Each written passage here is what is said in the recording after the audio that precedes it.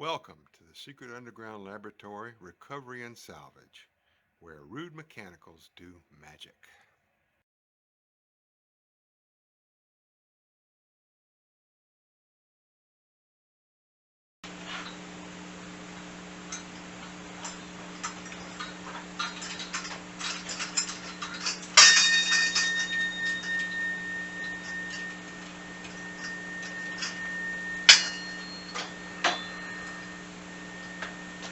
This is our next subject, another early American oil lamp imitation, but really quite different from that other chandelier. This is an unusual chandelier.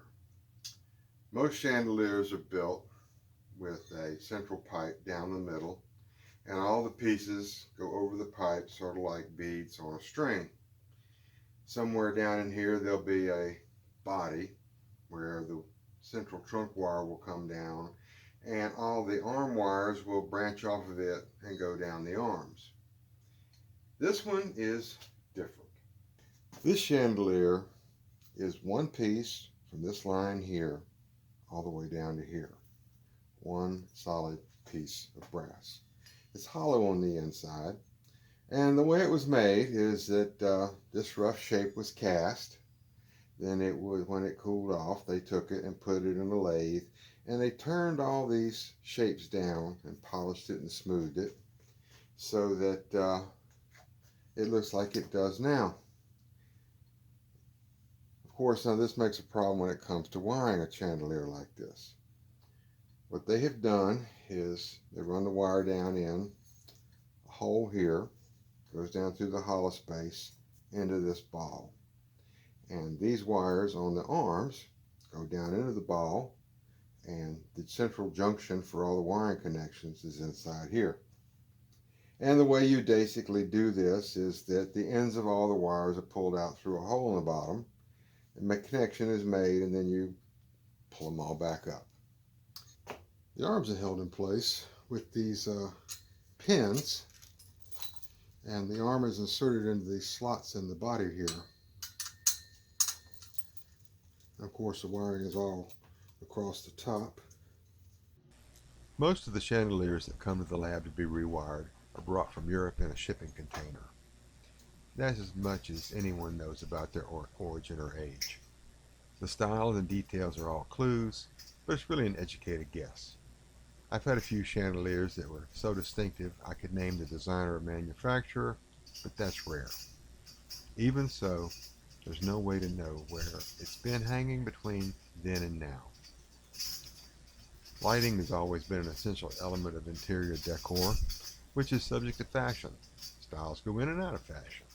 The oil-burning chandelier that lit Napoleon's living room could be reproduced 70 years later as a gas light, and again with electric lights when the French Empire comes back in style. Sometimes the only way to get a real idea of a light fixture's age is to look at the internal hardware. I don't know where this chandelier was made, but I do know where it's been. There was a famous architect named A. Hayes Town who lived and worked in Louisiana. He became well known for big projects such as government buildings and schools. In his 60s, he concentrated on designing residential houses. I've always thought Hayes Town was kind of like the man who built doll houses that included curtains on windows that open and shut. Each house was unique, but it had the quality of looking like it was a century old the first time the owner turned the key. His designs for the exterior and the interior were very detailed, which included the lighting. This chandelier came from a Hayes townhouse that was built in the late 1960s.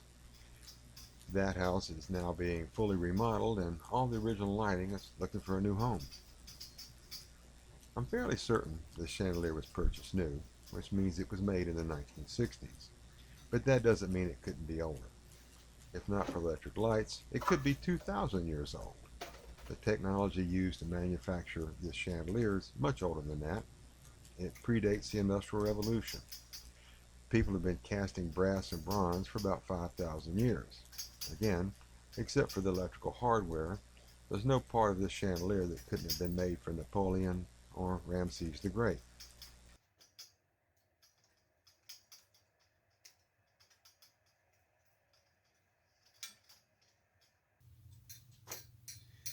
It's easy to underestimate how much wire is needed to wire a single chandelier on. The curves take up a lot of wire. In this case, we're going to have wire on the inside as well, down to at least here, because I've got to pull the whole thing out to solder it all together. And the customer has requested brown wire. That's perfectly their choice. So what I've got to do is figure out how much it's going to take with a little bit left over, because one thing I have learned is nobody ever saves time or money by cutting a wire short. Now I've soldered the new wires to the old wires. We're ready to start pulling.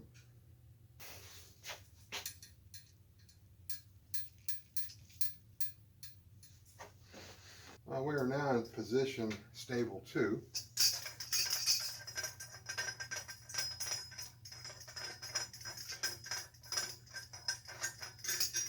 This allows me to take all this stuff off and see how good a job I can do of snagging all the wires in here and bringing them all out together.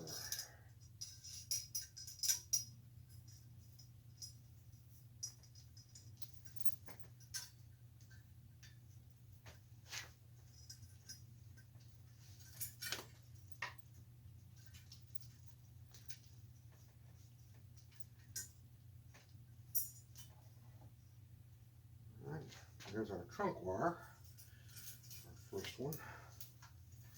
Get all these untangled and see if they'll cooperate.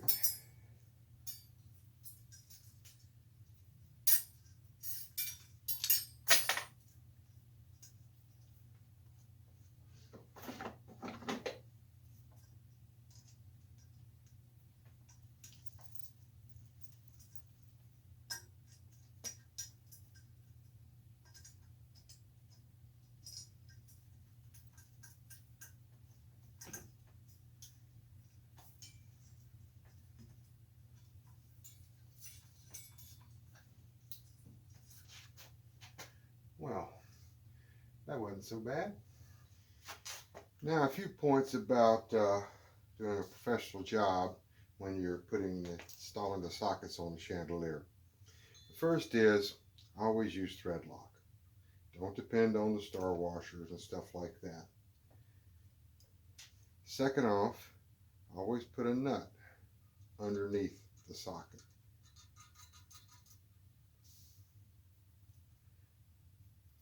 And the socket goes down like this. And the thread lock means that you could put this down basically hand tight, and it's going to hold once that thread locking compound sets up. Now, next, when you're using adjustable sockets, always set them to the maximum height when you adjust your wires. The customer here, it came in with the socket set low. They probably will leave it like that way, but you want to give them the option in the future of going with a taller candle cover. And the most important of all is that the wires have to be tinned. Loose stranded wires under a screw, first off, don't conform to the National Electrical Code. And when you put a stranded wire under a screw, it tends to just squeeze out. If it gets a little bit loose from squeezing, it gets hot. Hot means that it gets looser, and eventually it will cause problems. Either dim bulbs, bulbs that flicker, possibly even wires that get brittle and come loose, and it could actually touch the metal, cause all kinds of problems. So doing it correctly this time, at this point, makes all the difference in the world.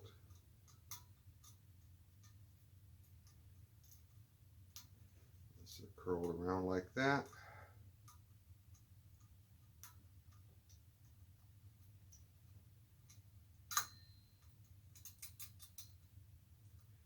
Now that I have this arm wired up, I can go ahead and do the rest of the sockets and make all this wire look nice and pretty. Stuff the rest of it back up in that ball and we'll be ready to go. Holding the electric cord down to the arm is more a matter of artistic sentiment than anything else. You just want the wire to lay as straight and smooth as possible and be as unobtrusive as possible. In this case, our client has requested the brown wire because gold wire, or brass wire, whatever you want to call it, is pretty bright. At least when it's new. It will fade into a darker shade, but most people don't want to wait that long. We're now at stable 1.5. I'll push the junctions in there. And we've got this piece, which is the opposite of a finial, which we really don't have a word for that in the chandelier, the lamp world. I call it a nadir, which is the low point of whatever it is you've got. It's going to go all the way through and screw into the ring here at the top. I just have to wiggle it and get it through the wires.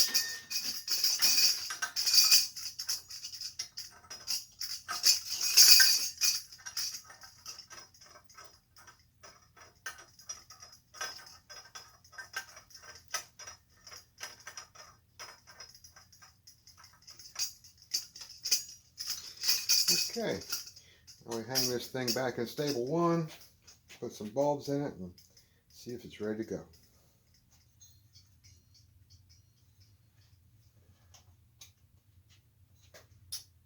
Well, this is Bronze Age for the Secret Underground Laboratory of Recovery and Salvage, and thank you for sticking through to watch this video about a very unusual design of chandelier, and hope you would like and subscribe, and we'll see you again real soon in the next video.